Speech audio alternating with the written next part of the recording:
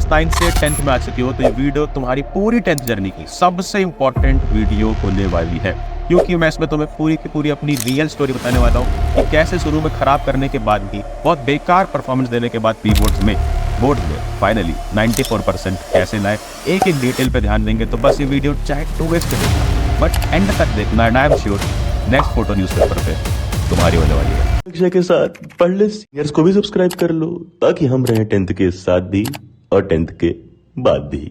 Pre board का मेरा result आता है जिसमें सोशल साइंस में ठीक ठाक, साइंस में खराब और मैथ्स में हर बार की तरह बहुत खराब परफॉर्मेंस देकर मेरा ओवरऑल बनता है 68%। और ये मेरी लाइफ का सबसे बेकार परसेंटेज था, क्योंकि 9th में भी मेरे कुछ 69% थे, 1% ज़्यादा। अब इस 1% के कम हो जाने की वजह से मेरे ऊपर ऐसा सदमा लगता है कि मैं टीचर से लड़ने चला जाता हूँ।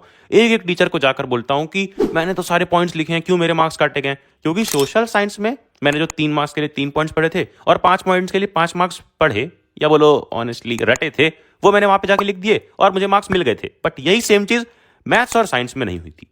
और फिर अकड़ू टीचर ने तो मुझे भगा दिया, लेकिन एक ऑनेस्ट टीचर थे मेरे साइंस के, जिन्होंने मुझे डिटेल में समझाया कि पूछा क्या जा रहा है, वो चीज़ तुम समझ नहीं रहे हो, और बस उस क्वेश्चन में कोई भी एक कीवर्ड देख ले रहे हो और उस कीवर्ड से रिलेटेड तुम्हें जितनी भी इंफॉर्मेशन पता है, जितने भी पॉइंट्स पता है, उसको एक पैराग्राफ में लिख दे रहे हो।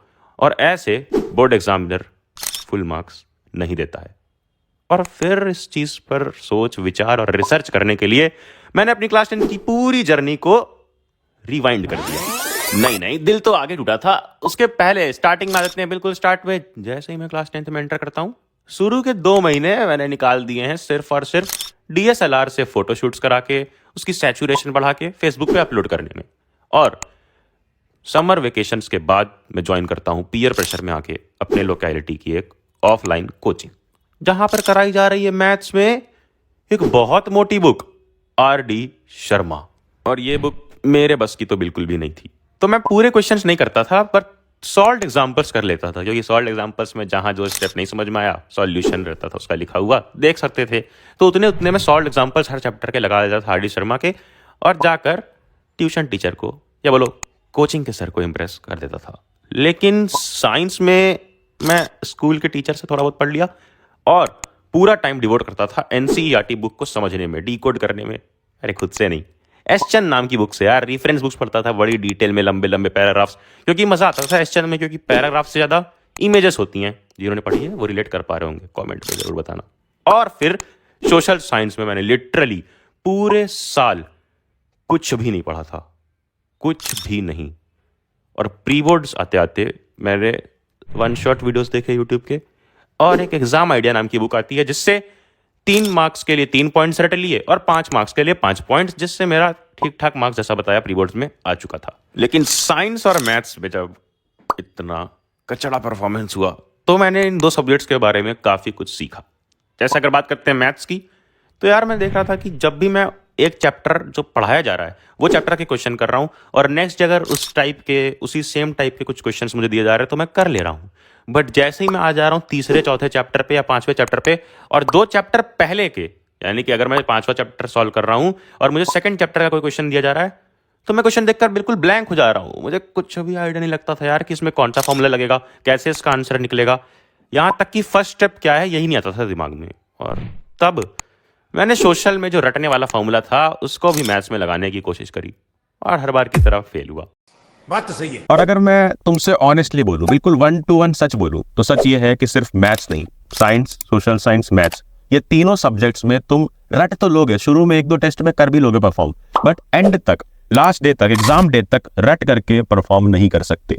और इसलिए हमने बना दी है India's first 99 pages book for social science, science and mathematics as per the latest syllabus and latest NCERT. जो लेटेस्ट एनसीईआरटी बुक आई है उसके अकॉर्डिंग इसमें है क्या, देखो 1 पेज से लेके पेज 1 से एंड तक 99 पेजेस तक में तुम्हारा पूरा सिलेबस कंप्लीट हो रहा होगा। जैसे ये साइंस का है तो केमिकल रिएक्शन एंड इक्वेशन से स्टार्ट हुआ, फिर इसमें एक्टिविटी 1.1 डाल के एक्टिविटी में क्या क्वेश्चन पूछा जाएगा वो क्वेश्चन और उसका आंसर, फिर एक एक चीज पॉइंट वाइज समझाई गई है, फ्लो चार्ट से समझाई गई है, फिर एक्टिविटी 1.2, और इसी तरह से हर एक एक्टिविटी है सब कुछ डिटेल में समझाया गया है, निमोनिक्स यूज किया गया है, मीम्स यूज किए गए हैं कि कहीं पर भी तुम बोर ना हो। ये 99 पेजेस तुम एक दिन में खत्म कर सकते हो, इतना इंटरेस्टिंग तरीके से बनाया गया है।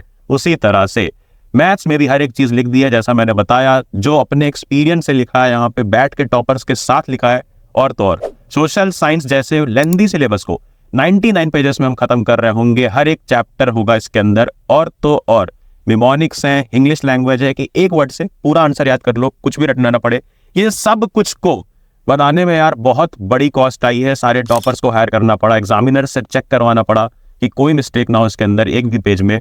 और उसके बाद आती है टेक कॉस्ट, जिसको मैं इग्नोर नहीं कर सकता। इस वजह से कम नॉमिनल कॉस्ट पे तुम्हें प्रोवाइड करा जा रहा है। सिर्फ और सिर्फ 99 रुपीज में तुम्हें 99 पेजेस की एक बुकलेट मिल जाएगी। और अगर तीनों बुकलेट एक साथ लेते हो तो सिर्फ 249 में तीनों की तीनों बुकलेट मिल जाएगी। भी सिर्फ 24 आवर्स के लिए ये ऑफर है।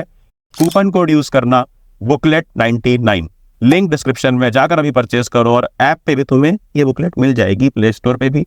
और अगर ऐप स्टोर या फिर वेब यूजर हो तो लिंक डिस्क्रिप्शन में दे दी है। अभी मजा आएगा ना भिड़ो। कि एक ही सब्जेक्ट अगर अच्छा चला जाए या खराब चला जाए तो उसी सब्जेक्ट को पकड़ के नहीं बैठना है। ओवरऑल सब होते हैं 80-80, या ओवरऑल देखें तो 100 मार्क्स के सब्जेक्ट, और सब इक्वली कंट्रीब्यूट करते हैं तुम्हारे रिजल्ट में। तो मैंने साइंस और मैथ्स पे ज़्यादा ध्यान देना शुरू किया, और लकीली सोशल साइंस में उस टाइम पे काफ़ी अच्छा गैप मिल गया था हमें। उस सेशन में काफ़ी अच्छा एग्जाम डे मिल गए थे गैप में। अब वो एग्जाम डेज के गैप में पूरी सोशल साइंस की बुक उठाई और ओवरव्यू, क्योंकि मैंने पहले से वन शॉट और क्वेश्चन आंसर पढ़ रखे थे। बस सब पहली बार अपनी बिल्कुल साफ साफ सी नई नवेली बुक को मैंने हाइलाइटर्स, पेन्स और मार्कर से रंगीन बनाकर एक एक पॉइंट को पढ़ लिया और ओवरव्यू ले लिया कि हाँ कहाँ से क्या बन सकता है, कहाँ से वन वर्ड वाले क्वेश्चन बन सकते हैं, कहाँ से ऑथर का नाम पूछ सकता है, कहाँ से ईयर्स पूछ सकता है, हर एक चीज। और अब सुनो एंड के एक महीने की कहानी, जो हर बोर्ड एग्जाम स्टूडेंट के लिए बहुत बहुत बहुत क्रूशियल होता है। इस एक महीने में मैं मैथ्स, सोशल साइंस और साइंस तीनों की सिर्फ और सिर्फ प्रीवियस ईयर क्वेश्चंस और प्रीवियस ईयर पेपर्स लगा रहा था। आई स्वेयर मैंने यूट्यूब की ना कोई मैराथन देखी, ना कोई इंपॉर्टेंट क्वेश्चंस की वीडियोस देखी, कुछ भी नहीं, सिर्फ और सिर्फ प्रीवियस ईयर पेपर्स। क्योंकि मुझे एक मजा आने लग गया था, एक साइकिल सी बन गई थी कि अरे वाह फिर से क्वेश्चन रिपीट हो रहे हैं, फिर से क्वेश्चन रिपीट हो रहे हैं। और क्वेश्चन जैसे जैसे रिपीट हो रहे थे मुझे लग रहा था कि हाँ यही क्वेश्चन रिपीट होके आ जाएंगे बोर्ड एग्जाम में। तो यार ये साइंस, मैथ्स और सोशल साइंस की तो बात हो गई, इंग्लिश हिंदी को क्या किया? अरे इंग्लिश हिंदी को तो सब इग्नोर कर देते हैं, जैसे तो आस्था ने मुझे इग्नोर कर दिया था। अब यहां पर भी इंग्लिश हिंदी को मैंने इग्नोर किया और वही गैप डेज में इंग्लिश हिंदी के लिए अपने फेवरेट प्लेटफॉर्म, तुम्हारे फेवरेट प्लेटफॉर्म यूट्यूब पे टाइप किया English one shot full syllabus marathon, Hindi one shot full syllabus marathon, और इंपॉर्टेंट क्वेश्चंस देख लिए थे एक ऑल इन वन नाम की बुक से। अब क्या जो मैं बिलीव कर रहा था कि प्रीवियस ईयर क्वेश्चंस या प्रीवियस ईयर पेपर्स में प्रैक्टिस कर रहा हूं वो रिपीट होके वैसे ही क्वेश्चंस मोस्टली आएंगे बोर्ड एग्जाम में, ऐसा उस साल हुआ? तो हाँ, ऑलमोस्ट 90 to 95% क्वेश्चंस यार हर सब्जेक्ट में प्रीवियस ईयर क्वेश्चन सही थे, डायरेक्टली वही नहीं थे, थोड़ी सी वर्डिंग्स चेंज थी। जैसे मैंने तुम्हें बताया था सोशल साइंस में एग्जांपल कि agriculture and manufacturing go hand in hand, या फिर एग्रीकल्चर एंड मैन्युफैक्चरिंग कैसे कोरिलेटेड है। इसको कई सारी अलग अलग लाइंस में, अलग अलग वर्ड्स में इस क्वेश्चन को पूछा जा सकता है, लेकिन इसमें पॉइंट्स वही 5 पॉइंट्स सेम चिपकाने होते हैं। और साइंस में भी ऑलमोस्ट ऐसा है। तो इसीलिए एनसीईआरटी के अकॉर्डिंग है। इसी 99 पेजेस बुकलेट में नीचे तुम्हें हर चैप्टर के नीचे QR कोड मिलेगा, जिसको फ्री ऑफ कॉस्ट स्कैन करके लेटेस्ट एनसीईआरटी सॉल्यूशंस देख सकते हो as per the new NCERT. तो ये बुकलेट जरूर परचेज करना। इसके अलावा तुम्हें कोई रेफरेंस बुक, कोई और बुक लेने की जरूरत नहीं पड़ेगी, और सिर्फ 249 में तीनों बुकलेट परचेज कर सकते हो। Link is in the description. और अगर एंड्रॉयड यूजर हो तो पढ़ अक्षय ऐप जरूर इंस्टॉल कर लेना। वेब और iOS वालों के लिए लिंक डिस्क्रिप्शन में दी है, वहां से परचेज कर लो। एंड्रॉयड यूजर्स को ऐप इसलिए इंस्टॉल करने को बोल रहा हूँ क्योंकि वहां पे तुम्हें इस बुकलेट के साथ साथ मिल जाएंगे free of cost NCERT solutions, worksheet, DPP, quiz, time based quiz, और तो और सैंपल पेपर्स विद सॉल्यूशंस। ये सब कुछ फ्री ऑफ कॉस्ट मिल जाएगा ऐप पे। तो ऐप जरूर इंस्टॉल कर लेना, नोटिफिकेशन छेड़ देना कि आने वाली कोई वीडियो मिस ना हो। एंड देन करना क्या है, अब जा पढ़ ले।